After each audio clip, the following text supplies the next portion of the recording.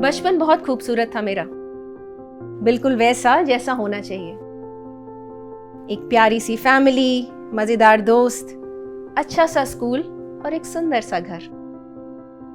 घर में मेरा कमरा था, हल्के बादामी रंग का।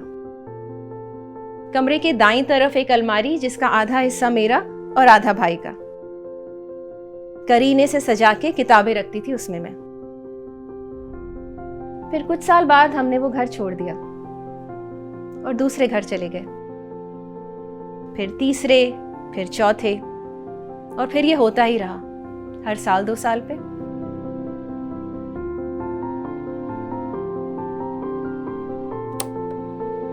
पता है, आज भी सोचती हूँ ना तो इसी बात की टीस होती है कि मेरे बचपन का कोई घर नहीं, कोई ऐसा घर जिसे याद हो मेरे स्कूल का पहला दिन।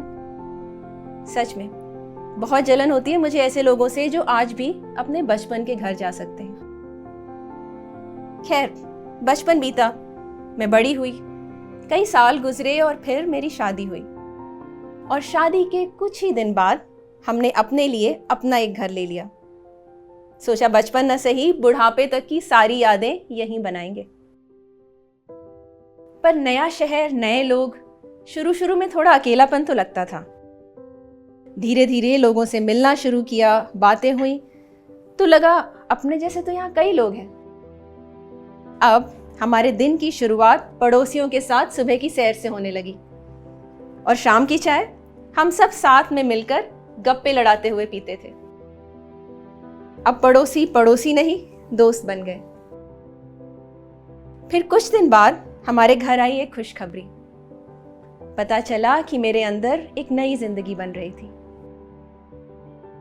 अगले 9 महीने जैसे सबकी आंखों का तारा बन गई थी मैं। कुछ खाने का मन हो तो फरमाइश करते ही हाजिर, और कहीं जाना हो तो गाड़ी और ड्राइवर की 24 घंटे की सुविधा।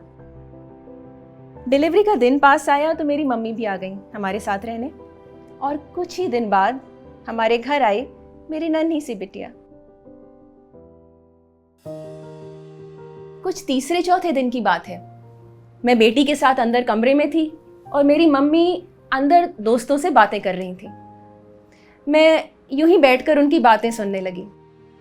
मम्मी उन्हें हमारे परिवार के रिवाजों के बारे में बता रही थी, पर ये कहते कहते अचानक उनकी आवाज़ थोड़ी भर सी गई और उन्होंने बोला, अपने परिवार की बात और होती है, अब यहाँ तो कुछ भी नहीं कर पा रहे, चलो कोई नहीं, बिटिया का पहला जन्मदिन अपने शहर में मनाएंगे।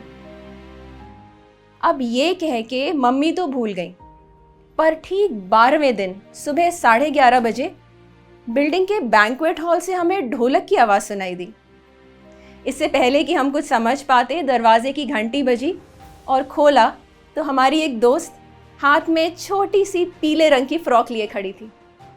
वो अंदर आई और बोली, आंटी, आपका परिवार तो यहाँ नहीं है, तो अभी के लिए हमसे ही काम चला लीजिए। छोटी को पीली फ्रॉक पहनानी है, बोला था ना आपने। मम्मी की आंखों में लाड़, प्यार, खुशी सब आंसू बनकर छलक गए। तैयार होकर हम नीचे गए तो देखा बिल्डिंग की रौनक ही कुछ और थी।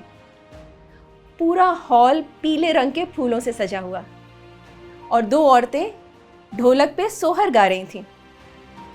पूरे शहर को ना सही, पूरी बिल्डिंग को तो न्योता गया ही था। पंडित जी आए, पूरी नियम से पूजा हुई। छोटी को पहली बार सूरज दिखाया गया और हर बुरी नजर से बचाने के लिए छोटी को लगाया गया काला टीका।